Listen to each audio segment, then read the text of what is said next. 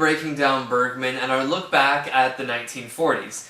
Now, some people have been messaging us and saying, what are the highlights of Bergman's directorial efforts? And it's kind of tough for us to just throw some titles out there, so I thought it might make sense that we look at each decade as we go along, and for people who can't either watch every video or watch every one of his movies, these will provide, a useful summary of the real highlights in our opinion.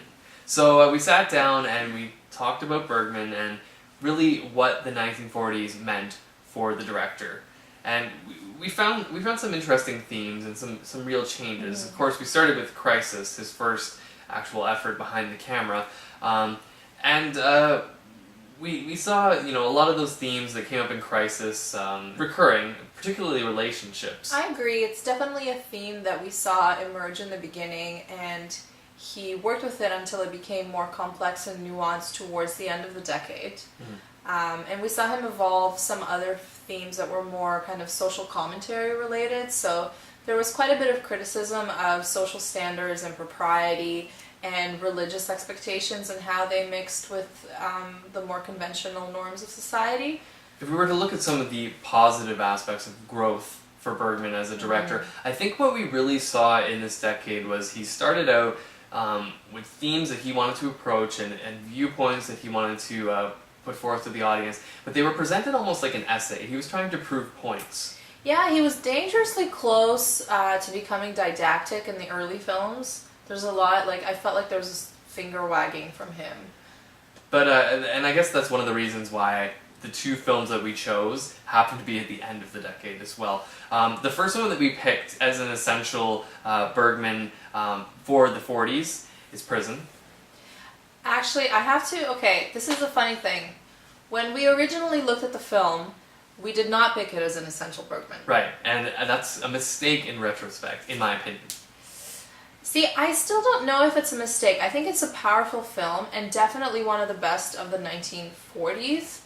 But in a career spanning 63 films, where, like I said earlier, he does return to a lot of the themes and some of the visuals and really explores in depth and in greater mastery of the techniques and thematically and through characters as well, these similar concepts, I think a viewer is better off to watch one of the much later films dealing with the same subject. See, that's where I kind of disagree, because I think this is the first film where we really see Bergman getting comfortable with his actors and seeing that on the screen through the actors. There are some really powerful performances here. Gunnar Fischer, the cinematographer who we've seen sort of emerge and really create a definitive vision for the Bergman films when it comes to the cinematography. Yeah, it's a lot more noticeable, the aesthetic impact that he's had on the film. To watch Bergman's young career, this is almost essential just because of that, because this is where he really gets comfortable in the shoes of a director, I think.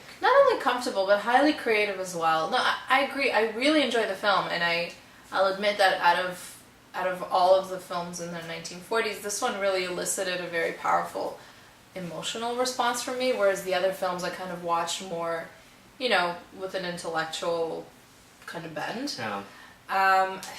It's tough. It has a very ambitious structure, and I think that's what made it sort of a difficult view. So that brings us to the next film in his career, and also the second film on our list, which is Thirst. Mm-hmm. This one was especially a favorite for you. I really enjoyed this film. I thought it was very powerful. The storyline was more simple and easier to follow, and I think what I really enjoyed about this film was it surprised me.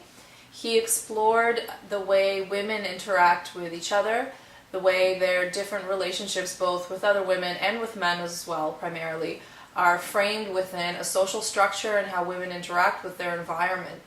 And, he has tried this before in previous films, and it lacked something for me. It wasn't as genuine. It didn't reflect, my own kind of concerns or anxieties or thrills or happiness or things that cause me joy as a woman. Whereas with this film, I found that his approach or his touch was surprisingly accurate and very nuanced, and that impressed me. That realism also sort of helped create a tension that I think we really appreciated with this film.